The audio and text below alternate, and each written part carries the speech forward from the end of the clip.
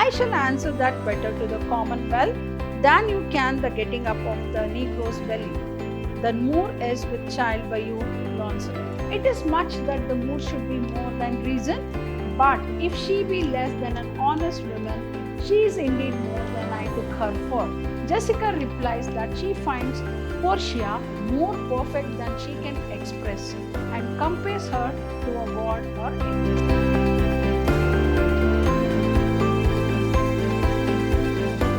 Hi, hello everyone. Myself, B. Shobarani, Faculty in English, Vidhyaashram First Grade College, the Temple of Excellence.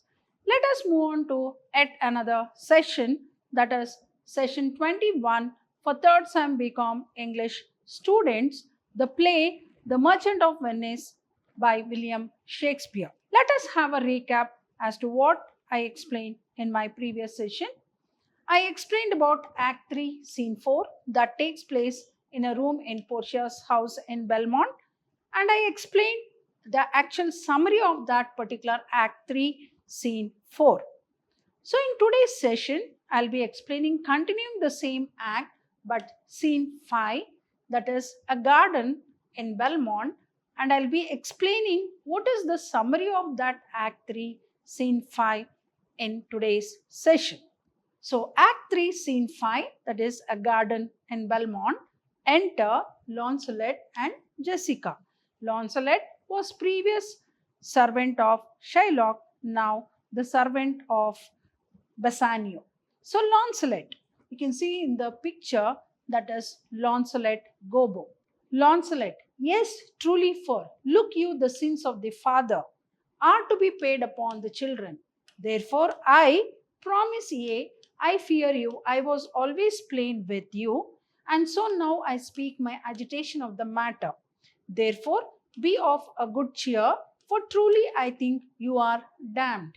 There is but one hope in it that can do you any good, and that is but a kind of bastard hope neither. So Launcelot, who was the previous servant of Shylock and also a caretaker of Jessica, so when he comes and meets Jessica there in Belmont, so he says, yes, truly, for look you, the sins of the father are to be laid upon the children. So whatever father they sin, that is going to affect the children. So he says, yes, truly, for look you, the sins of the father are to be laid upon the children. Therefore, I promise ye, I fear you, I was always plain with you, and so now I speak my agitation of the matter.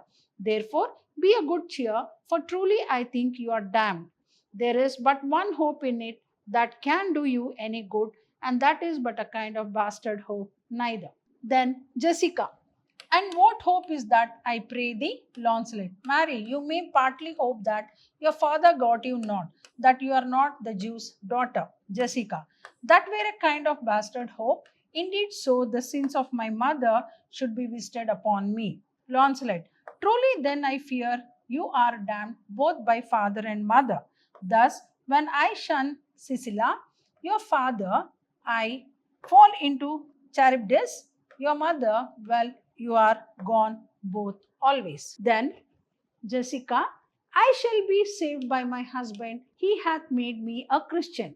Launcelot, truly, the more to blame he, we were Christians now before, that even as many as could value one by another. Thus making Christians will raise the price of hogs. If we grow all to be pork eaters, we shall not shortly have a rasher on the coals for money. Then enter Lorenzo. Jessica. I'll tell my husband, Launcelot, what you say. Here he comes. So Jessica says, I'll tell my husband, Launcelot, what you say. Here he comes. Then Lorenzo. I shall grow jealous of you shortly, Launcelot, if you thus get my wife into corners. Jessica. Nay, you need not fear us, Lorenzo. Launcelot and I are out. He tells me flatly, there is no mercy for me in heaven because I am a Jew's daughter, and he says you are no good member of the commonwealth for in converting Jews to Christians. You raise the price of pork. Then Lorenzo says, I shall answer that better to the commonwealth than you can the getting up of the Negro's belly. The moor is with child by you, Launcelot. Then Launcelot, it is much that the Moor should be more than reason, but if she be less than an honest woman, she is indeed more than I took her for. Then Lorenzo says, how every fool can play upon the world, I think the best grace of wit will shortly turn into silence, and discourse grow commendable in none only but parrots. Go in, Sirrah, bid them prepare for dinner. Then Launcelot says, that is done, sir. They have all stomachs. Lorenzo, goodly lord, what a wit snapper are you? Then bid them prepare dinner. Then Launcelot says, that is done too, sir. Only cover is the word. Lorenzo, will you cover then, sir? Launcelot, not so, sir. Neither I know my duty. Then Lorenzo says, yet more quarreling with occasion, wilt thou show the whole wealth of thy wit in an instant? I pray thee, understand a plain man and his plain meaning. Go to thy fellows, bid them cover the table, serve in the meat, and we will come into dinner. So Launcelot says, that is done to, sir. Only cover is the word. Lorenzo says, will you cover then, sir?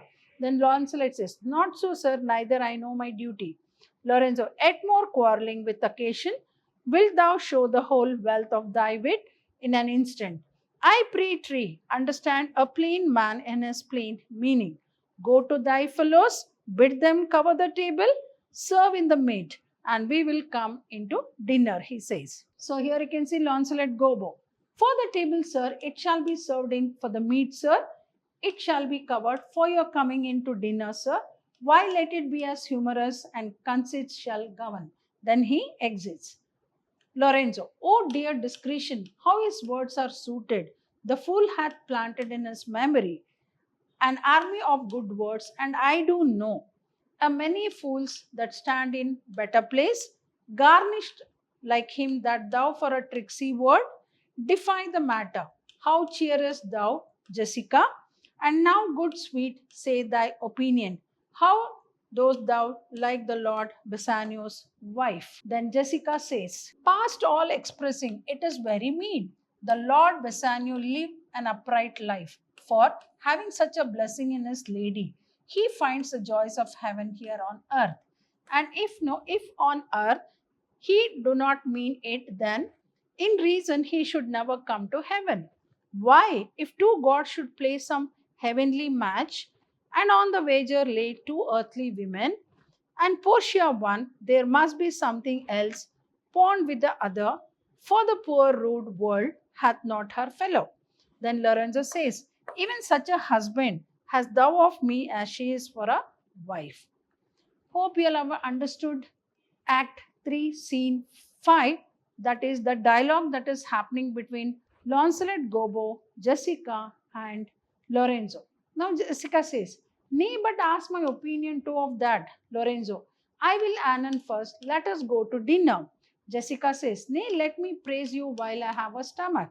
Lorenzo, no, pray thee, let it serve for the table talk. Then, howsoever thou speakest among other things, I shall digest it. Jessica, well, I'll set you forth.